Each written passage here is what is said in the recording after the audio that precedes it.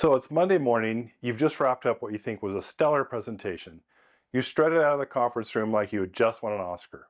Later though, you overheard someone on your team whisper, "Well, that was interesting." Suddenly you realize your performance wasn't quite as brilliant as you thought. Sound familiar? This little gap about how we see ourselves and how others actually see us is at the heart of today's topic. This comes from some serious research by business experts Robert Ettinger, Michael Lombardo, and David Ulrich in their book, 100 Things You Need to Know, Best People Practices for Managers in HR. So here's today's quiz question. You see if you can select the right answer. Who is the least accurate judge of job performance? Is it A, your boss, B, your peers, C, your direct reports, D, yourself, or E, your customers? And the winner is D, yourself. Yes, you. You are the worst judge of your own job performance. Now don't take it personally. We're all terrible at this. Research shows that we consistently overestimate our strengths and conveniently forget our weaknesses. It's called self-assessment bias.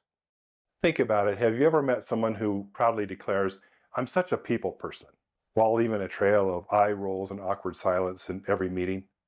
Exactly.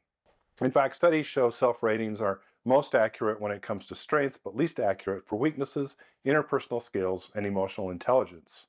That's why so many managers are convinced they're amazing communicators until you actually ask their team. Real-world example? At Google, they've recognized this blind spot.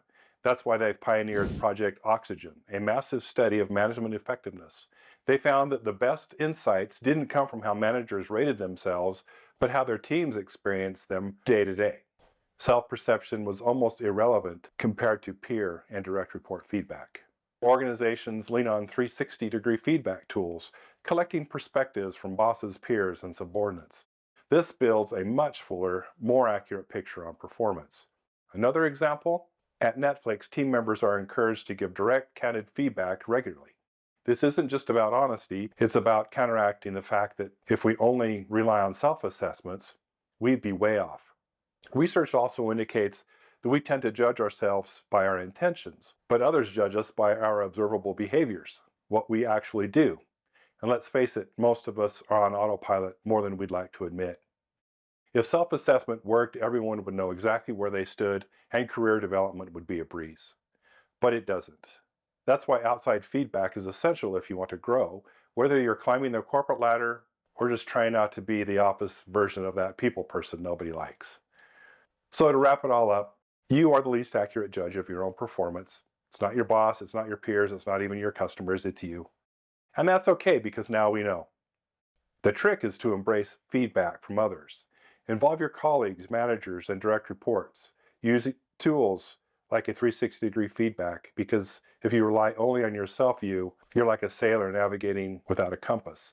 Lots of confidence, but very little direction. John Paul here. If you like this video, check out the HR Insight YouTube channel where we have more videos just like this. Make sure to click subscribe so you get notifications.